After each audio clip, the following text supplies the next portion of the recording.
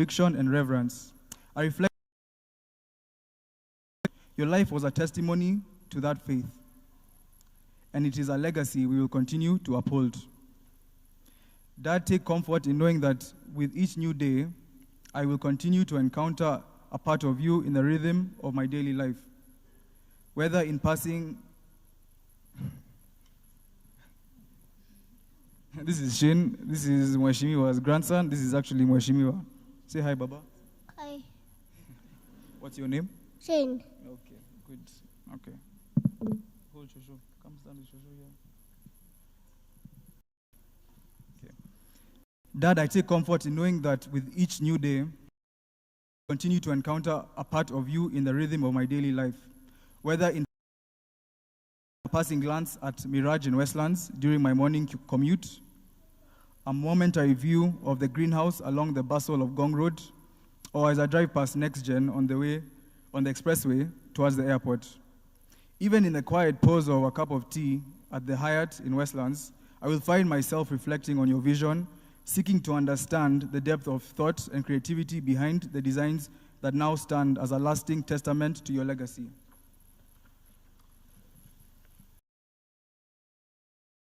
Beyond your professional accomplishments, you are a family man. You love that day. Today I step into the responsibility you often spoke about, that of leading this family. I do so with humility, courage, and faith, trusting in God to guide me as I carry forward the values and the vision you instilled in us. Your grandchildren, Shane, Amelia, and Waridi, have lost their beloved grandfather, Guka. Though their loss is profound, we are grateful for the time they shared with you.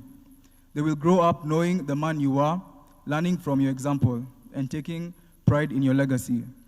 Even as we lay you to rest, we find comfort in knowing that a part of you remains with us in many lives you touched. Your legacy lives on, not only in our hearts, but also in the tangible works of your hands that continue to shape our environment. As has been said, the value of your life cannot be quantified.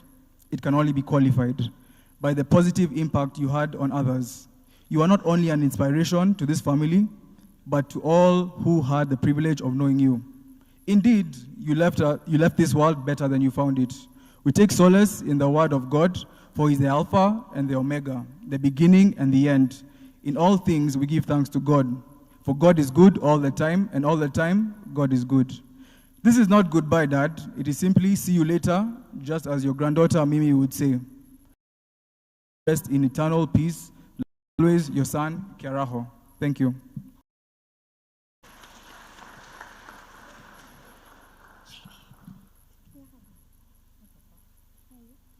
Morning, church. My name is Tugi Dongo. Allow me to not read my tribute today.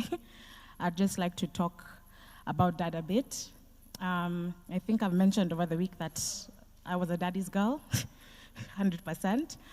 And actually, it's controversial, but I think I was his favorite. I was dethroned by him.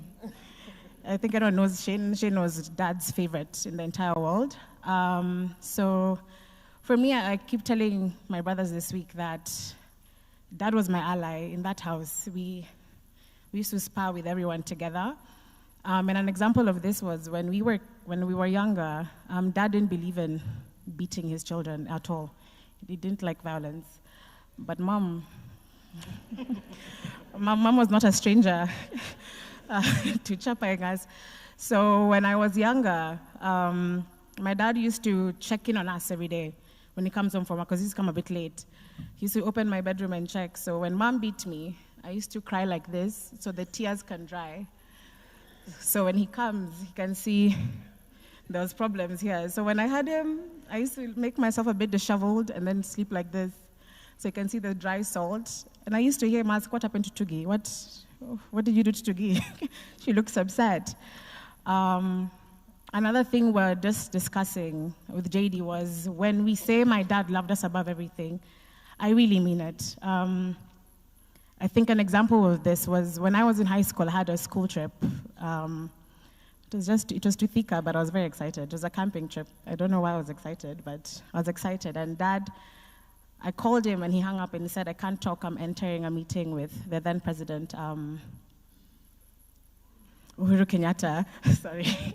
So I texted him and I said, oh, I'm home. I never organized transport to the Muthaiga bus stop, and that's what time the bus is coming for us. And he texted me and said, no worries, Mom, I'm gonna organize. So whoever he sent took a bit of time, so I texted him and said, I don't think I'm going to make it, can I go straight to Thika? And he told me, he texted and he said, no, don't do that, just go to the bus stop and check. By the time whoever was coming for me came, I knew I'd missed the bus, but we said, let's just check, let's go to Muthaiga, we see if, let's just go try our luck. So we drove. When we turned the corner, I saw the bus was still there. So as I was texting to say thank you, I saw that he had left Parliament and he had parked his car illegally to block the bus. He had blocked the bus, he had blocked the whole road, honestly. But when he saw me in the car, he just waved and drove off. And then that evening he called and said, did you make it? I said, yes. And I was like, how's your meeting? He said, oh, I just told the president I had a family emergency. But that to him was a family emergency, a small school trip for literally 1 or 2 nights. That to him was a priority over anything. So yeah, I was a loved girl. I'm a loved girl. Yeah, so for me, I'm grateful. I think I said yesterday, I'm not angry, because I really was loved in the most beautiful way. So thank you, Dad, for everything, and we love you.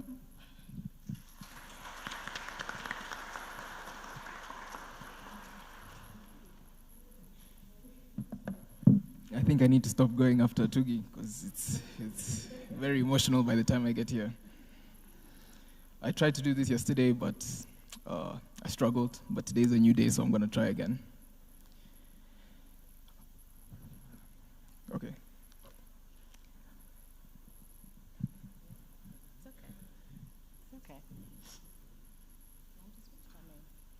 Okay, this is Nganga's tribute. Kamaru.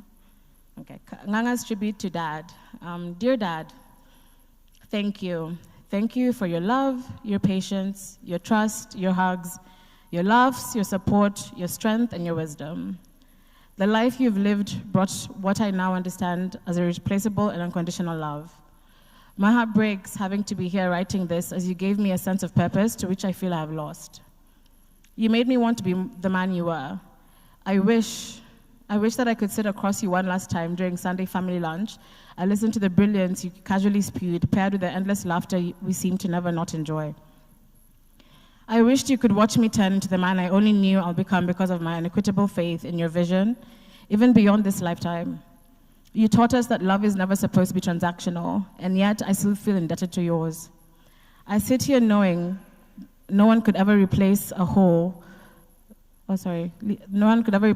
losing you has dealt in not only my life, but the countless lives you found one way or another to ease. My father established a name for this family that not only earned the respect of mutual peers, but the love of a mwananchi under the oath to his country, which to me is one of the bravest things a man could do. You dedicated your life not only to your household, but to your nation, footsteps most could only dream of filling. Whether it was surveying a site or babysitting your beautiful grandchildren, you only ever presented your best foot forward, which taught me diligence. One of the 1 million life lessons one would learn simply just by having the grace of knowing you. Words cannot express how blessed and honored I am to have the right of calling you my father, and losing you has forced me to accept that nothing lasts forever. No matter how much it deserves to. Dad, I am at peace knowing that you may finally endure the rest you deserve. Look down on us as we proudly carry your name through the trials of generations, and understand that even now your love is more present than ever. Not a day will go by where I don't miss you and wish that my phone would give me a notification from your random calls to check in on me and make sure I had everything I needed to be the best man I could possibly be. I feel robbed of your grace, love, and knowledge, as I'm not ready to be alone. But throughout, your life proved that time and time again, family is forever, no matter the outcome. So thank you, Dad. Thank you for showing me what I at times couldn't.